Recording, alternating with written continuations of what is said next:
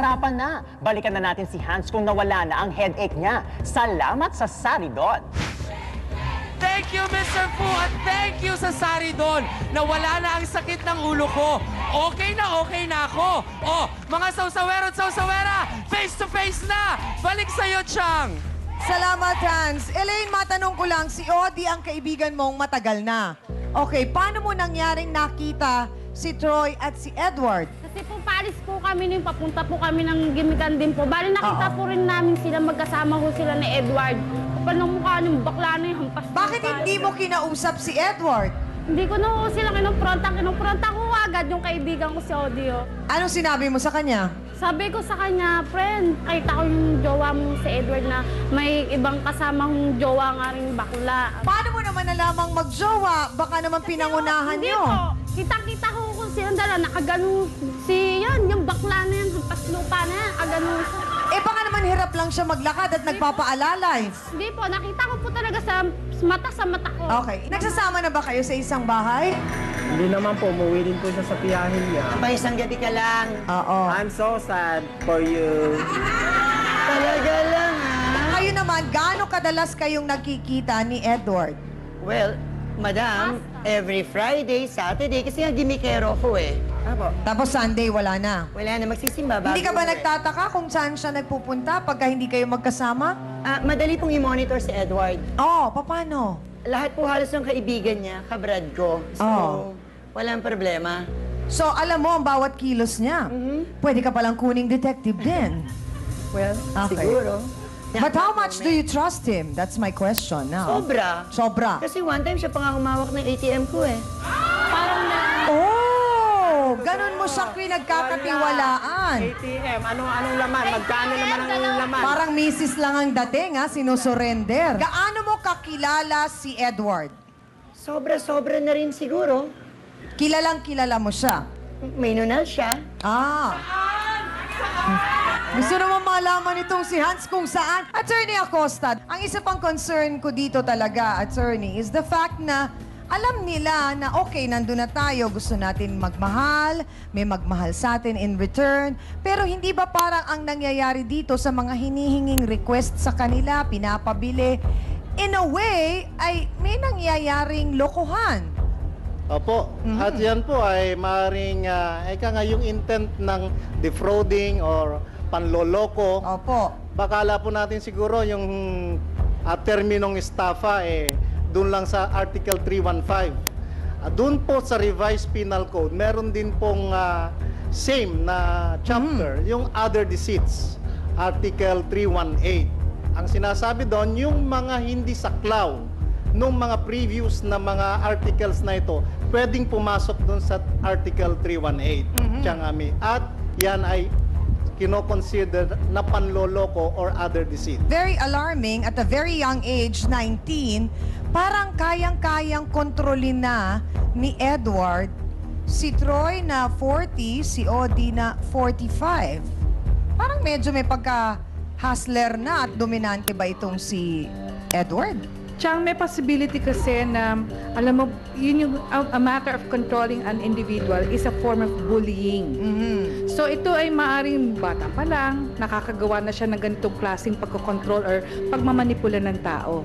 And considering na mas vulnerable ang mga katulad ni Odi at saka ni Troy, siguro na master niya yung pamamaraan Oo. kung paano niya mamamanipulate itong Kasi dalawang pati ito. yung araw ng pagkikita, kontrolado din niya. Kung sino lang i-text.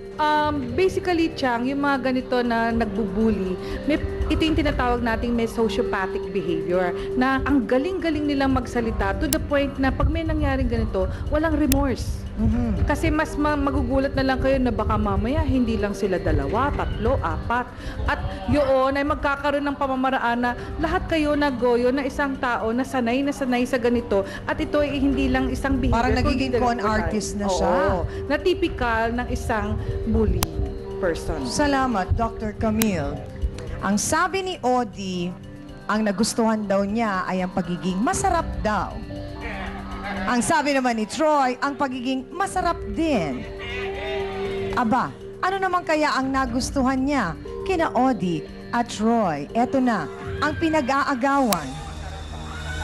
Ready na ba ang Team Edward? Narito na po si Edward Sanchez. Pasok!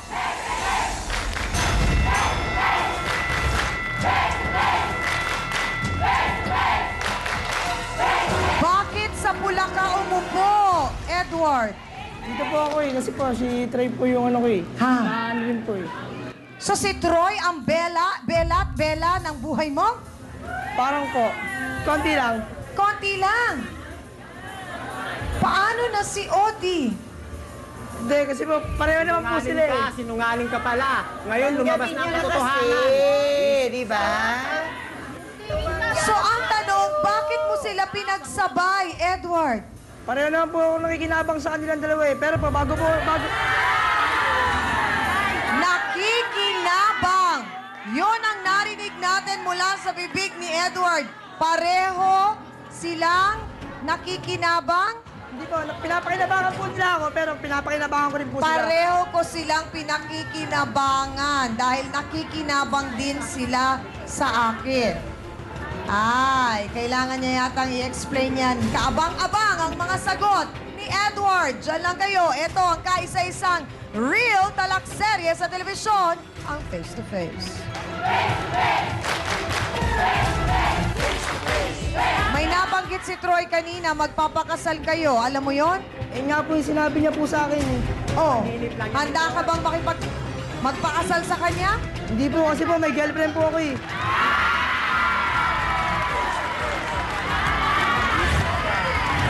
My girlfriend, Troy! Odi, alam mong may girlfriend? Hindi po. Nga! Miss Amy Perez would like to thank the following: Dr. Steve Mark Gunn of GAOC Dental Clinic, Salon de Manila, Watercolors Makeup, Gloss Nails, Plains and Prints, Just Cavalli Eyewear. Hans Martel would like to thank the following: Dr. Manny and Pai Kalayan, Dr. Ariel Recto Dabalus, Nail Necessity Hand, Foot and Body Spa, a necessity for your body and soul. Fashion Exchange, fashionista ka na, negosyante ka pa. Face to Face would like to thank the following: AXN Time and Sports Shades, EC27 Guava Plus Organic Soap, effectively controls 27 skin problems.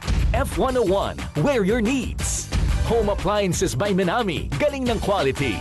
Placenta by Samstre, all water should be crystal clear. We always start our day with the new Lucida DS products. Piña Colina Resort, your affordable Tagaytay hideaway. Ideal for family vacations, barkada gatherings, and company events. Sundance, your business and fashion. Prime Rocks Bleach, ang bleach na di masangsang. Mabisa na, mura pa, gawang Pinoy. Magallanes Square Hotel. Fat Boys Pizza Pasta. Ultra Mega Supermarket, Wholesale and Retail. Master Siomai. Harapin mo